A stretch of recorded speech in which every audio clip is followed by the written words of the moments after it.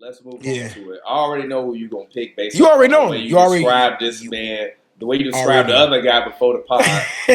Because originally, because this conversation came up because I've been arguing with people for the last 2 weeks because one of my homies said that Prince don't have 10 hit songs, and I'm like, that's kind of crazy for you to say that. You I'm Prince, not he saying was I'm not basically no, saying he no, no, don't. and I'm not saying that you don't have to know all the names of the song, but Prince has 10 songs that throughout your life you've heard numerous times in a lot of different spaces in different ways. Those and that have actually went platinum and are hit songs. You just might Right. not know the name of all of them, Right. right? And, Right. and the argument was, well, you know the name of most of Michael Jackson's songs. Like, yeah, it's Michael Jackson. Like he Yeah. is the goat of any goat in any format.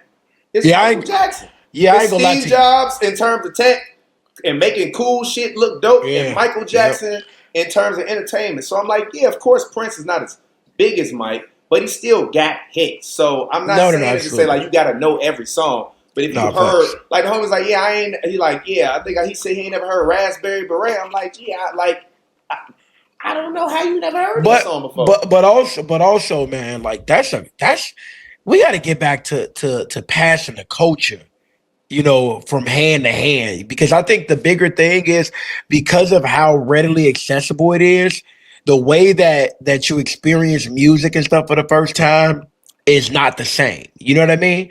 And so like I think that like when I hear like someone hasn't heard something, because for me, like I'm not gonna lie, bro. I Purple Rain, cool. But when doves cry, okay, let me explain something to you. When doves cry, next level, bro. I'm talking about I'm in Emily, like going crazy in the car. Okay, but you gotta understand, I got that from hearing my mom play it. You know what I mean? And I just think that like there's not a pass down. You know what I mean? But like I love the idea of Bryson remembering what I played. Like for example, I'm gonna give you the coolest story, bro. You know what I've been bumping heavy, bro. The last couple of days is that new Wale Blanco, right? Okay, you know what I haven't heard. Shout out to Wale. Yeah, yeah, yeah. No, the vibe. And listen, he already had a feature on Friday album, and then this single. I'm letting you know, hey, it feel like he in his duffel again. I ain't even gonna lie. But anyways, I've been playing it because I focus on songs that make me feel good. You know what I mean? Especially because I be moving around a lot. I love being mellow and calm. And I just played it back to back to back over the last few days. No music playing in the car, right?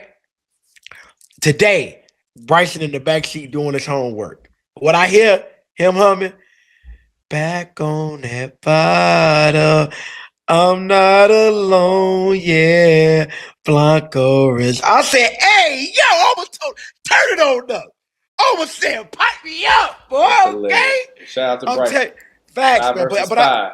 See, yeah, see, man, y'all get facts. along. See, No, spies get no, along no, no. sometimes. We be having a truce, a armistice. You know what I'm saying? But it's definitely pointing them things up when it's time. You know what I'm saying? But no, but for a shout out to Prince, he ain't touching Mike though. But there's no fault on his legacy or his discography at all because 95% of all musicians ever cannot touch the man to the point. And I'm gonna be real with you. I'm gonna raise this point. I loved Nipsey Hussle because of the story, and then the music came. So I remember being in the Navy in the early 2010s, hearing about the $1,000 mixtape. You feel me? So I love the story, and any artist that I can learn about their legacy and saw what they fought for and make me as a businessman, it made me appreciate them more. So with Prince, you know what I mean, him changing his name to the artist formerly known as, for him understanding ownership into perpetuity, and him in the 80s understanding that was a problem. We didn't even get hip to perpetuity to the 2020s or the late 2010s. The man was in the 80s saying, oh no, that's crazy.